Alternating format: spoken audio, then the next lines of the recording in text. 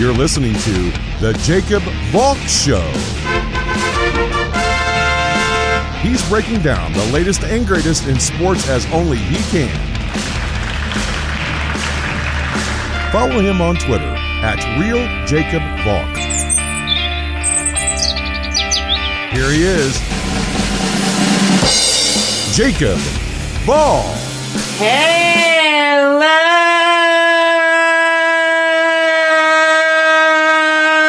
sports fans. Welcome to another edition of the Jacob Valk Show.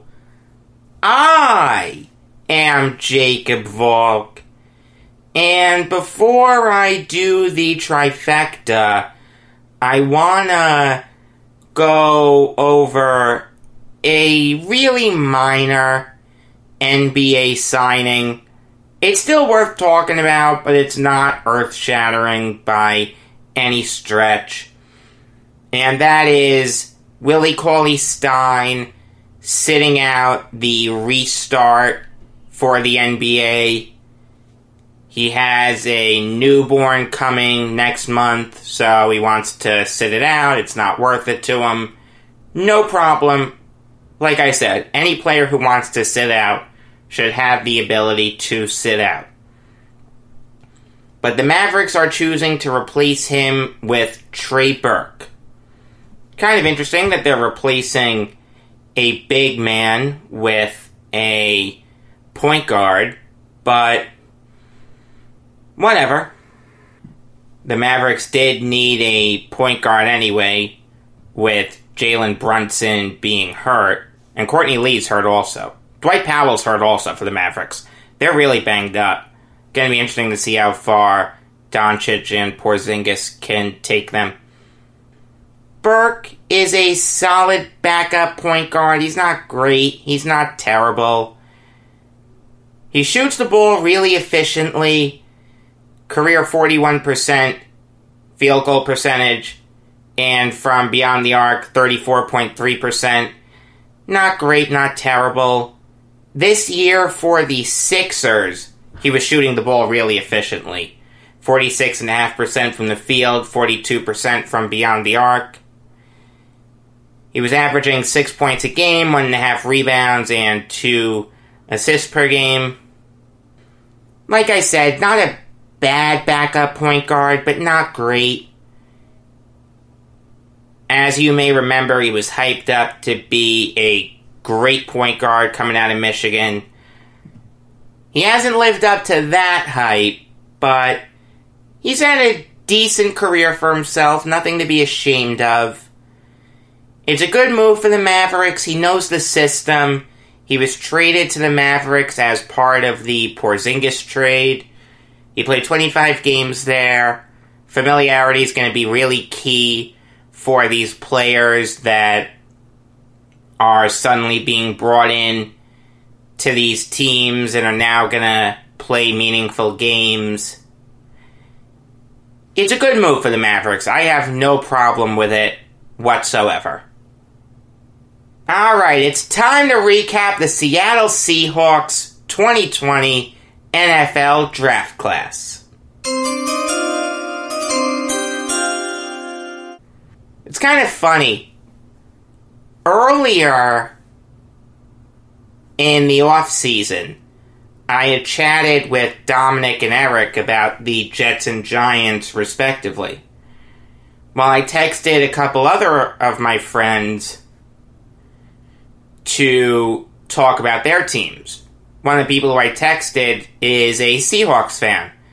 And he said, I'm more than willing to come on, but let's wait until after Jadeveon Clowney signs. Well, we're still waiting.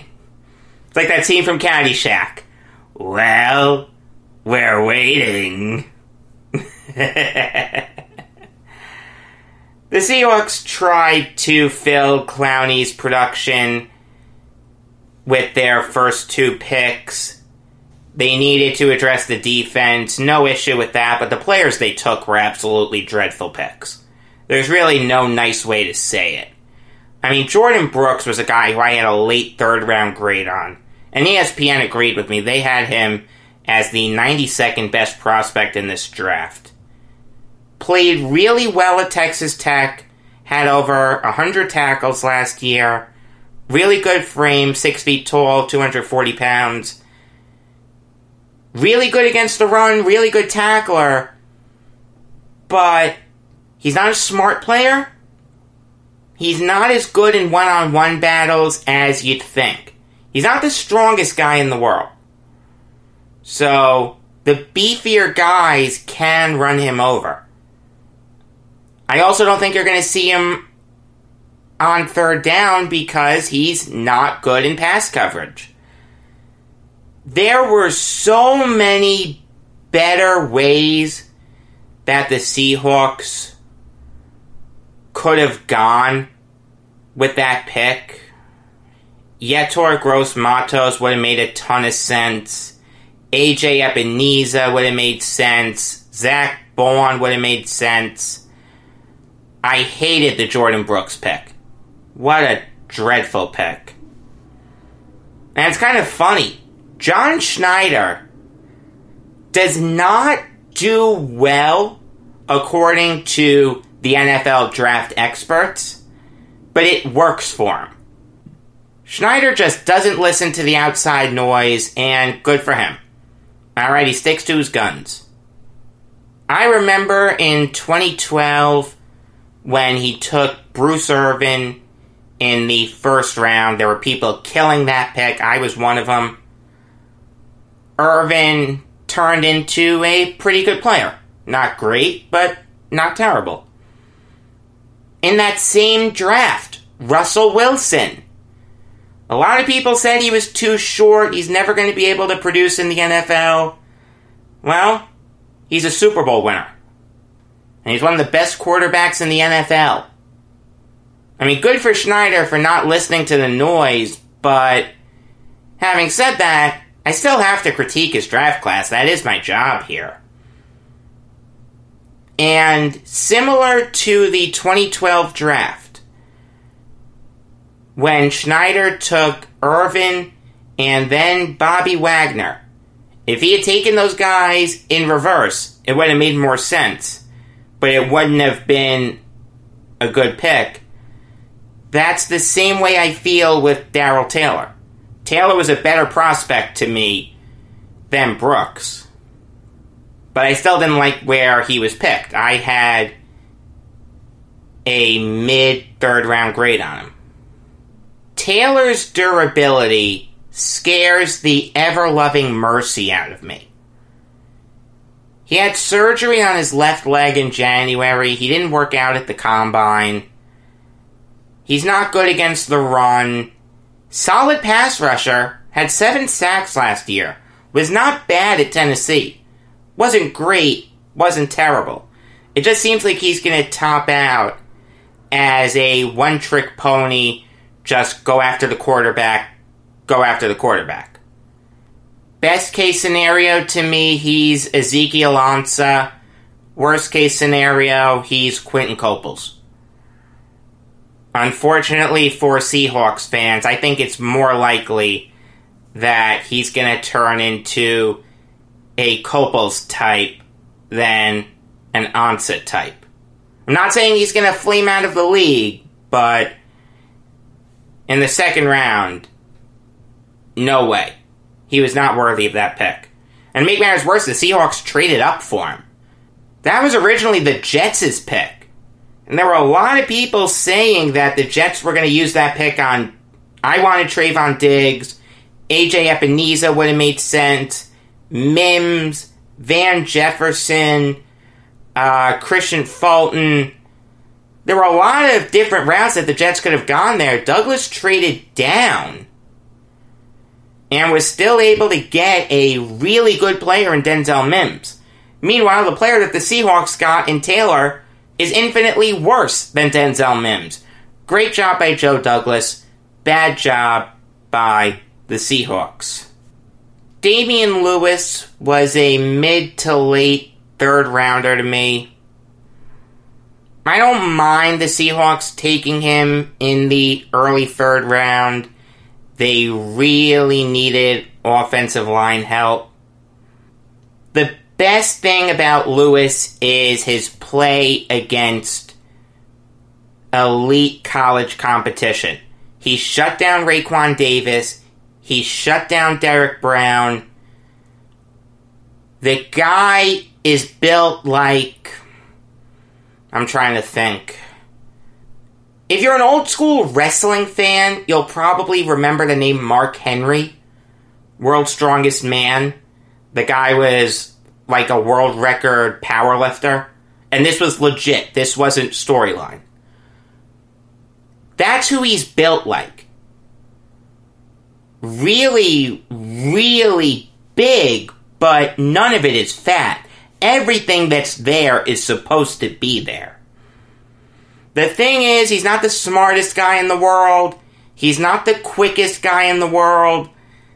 This is a league that's transitioning to more athletic players than strong players. But I think Lewis is going to be just fine in the NFL. He won't be great, but he won't be terrible. He'll be a solid player for a long time. Colby Parkinson was a really good pick for the Seahawks. They signed Greg Olsen before the official start of free agency. Will Dissly was having a really good year for them, but then he got hurt. Luke Wilson isn't anything special. The Seahawks wanted some added insurance at tight end, and they couldn't have done much better than Parkinson. This is a guy who I had a mid-4th round grade on. His ball skills are off the charts. His intangibles are off the charts. He was a team captain at Stanford. Really, really smart. Not a good blocker. He's got to put on weight, which is going to be tough because I don't want to lose his separation skills. He's not bad there. He's not great, but he's not bad there. I really like that pick. It made a ton of sense. It was a little bit of a steal since he was taken in the late 4th round, and I had a mid-4th round grade on him. I had no issues with that pick. If you'll remember, I was criticizing the Seahawks for signing Carlos Hyde since they drafted DJ Dallas. Now, Hyde is a better player than Dallas, and I don't know if Dallas will ever get to Hyde's level. In fact, it's more likely than not that he doesn't. But this guy's a powerful back, really good intangibles, team captain at the U last year. I like that a lot. I really like team captains. Dallas didn't have the best year last year at Miami. That's what knocked down his grade. But there's a lot to like there. He doesn't do anything terribly. He just doesn't do anything great. I don't mind the Seahawks signing Hyde to give Dallas a year to learn from Carson and Hyde. You can't talk about this pick without talking about Carlos Hyde. I'll tell you that right now. Alton Robinson has all the talent in the world. Played great at Syracuse. Great frame. Can play anywhere on the front seven. Good against the pass. Good against the run. Tough player. Smart player. But his off-field conduct knocked his grade down. He was accused of stealing his ex-girlfriend's purse. Those charges were dismissed, but it meant that he couldn't go to Texas A&M or Oklahoma State. He started out at Northeastern Oklahoma A&M, a school that I didn't even know existed until I came across Robinson. He transferred to Syracuse, played well there. He didn't play in their bowl game this year, which I didn't like. If Robinson can keep his head screwed on straight off the field and stay out of trouble, the Seahawks are going to have a really good replacement for Jadeveon Clowney. No one is doubting what this kid can do on the field. But off the field, he scares the ever-loving mercy out of you. Freddie Swain profiles as a slot receiver in the NFL, and I have no problem with that for the Seahawks. They already have Tyler Lockett and DK Metcalf. They need a slot receiver. Swain can do that. He has a great frame, really fast, good hands, good footwork, good on special teams, but he doesn't have good ball skills. He tends to catch the ball with his body more than his hands. He's not a good route runner. He's not a very physical player. He tends to get bullied a lot. I was higher on Swain than most. I had an early 6th round grade on him. It makes sense for the Seahawks to take him. Stephen Sullivan did not play well at LSU. I mean, his production as a pass catcher was dreadful, and he was one of the worst blocking tight ends in the SEC last year, and maybe all of college football. But his frame is what draws you to him. He's 6'5", 250 pounds. I mean, if you can work with him, and you give him a year or two to develop, I understand that's a hard ask in the NFL, to give a player a full year or two before you see him on an NFL field. But if you do, I think you're going to be rewarded. I think he has the potential to be a really good blocking tight end in this league. Similar to a Red Ellison type. If he's not given that time, though, he's going to flame out of the NFL very, very quickly. All in all, I liked what the Seahawks did on day 3, but days 1 and 2 were absolutely dreadful. Even though the Seahawks filled all their needs, I don't think they filled them as well as they could have. I'm going to give them a C+. But that means nothing to John Schneider. He does what he wants, and he's earned that right. Alright, it's time for this day in sports history.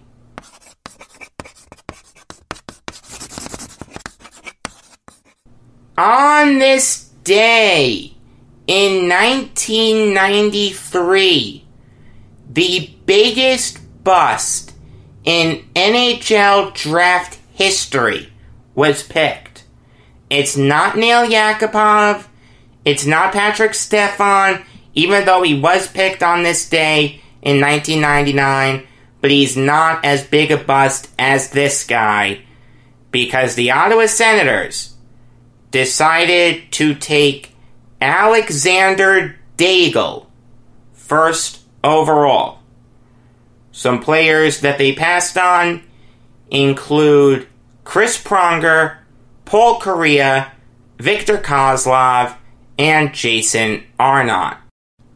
The NHL draft is the least crapshootiest draft there is in the 4 major sports.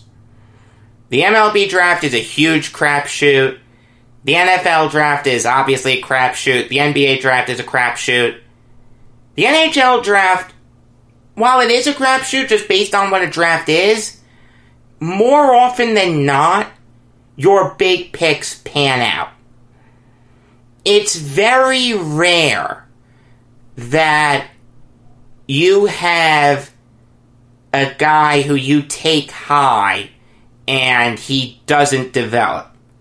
It's why the Islanders are just an anomaly when it comes to drafting. Daigle was considered a potential superstar.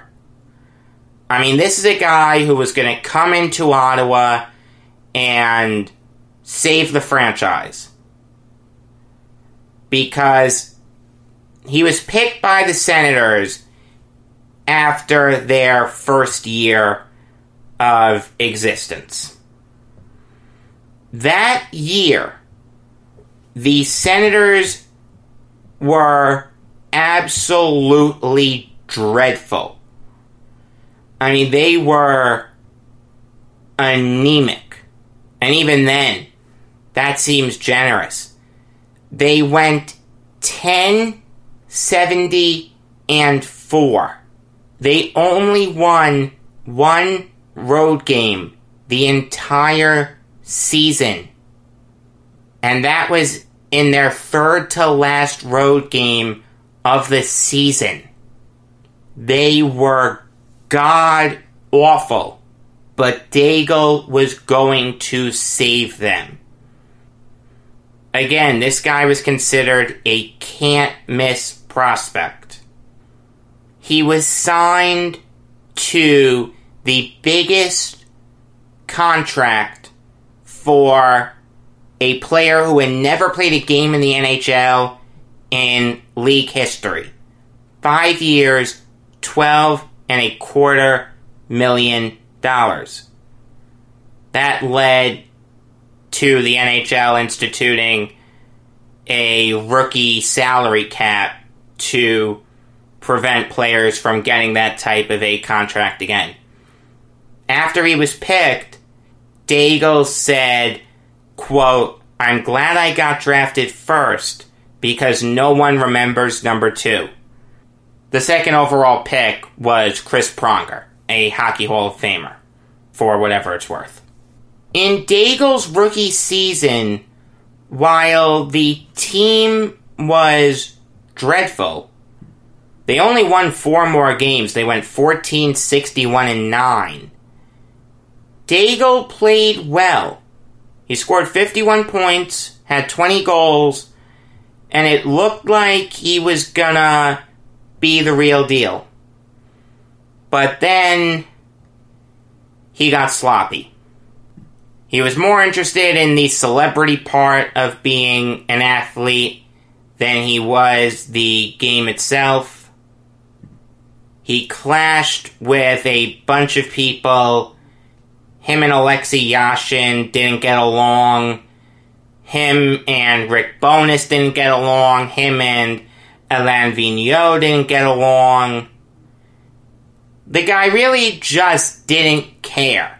He didn't have the motivation necessary to be a good player. And it's a shame because he would have been a really good player if he had kept his head screwed on straight.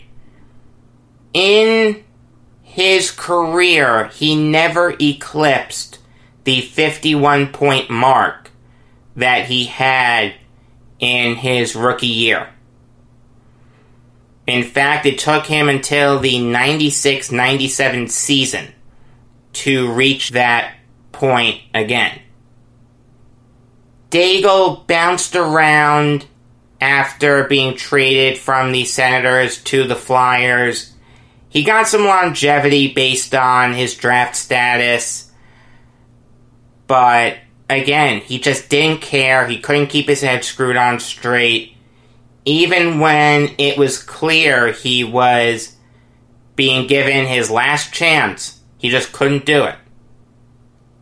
In his career, Daigle only played 10 seasons for a total of 616 games.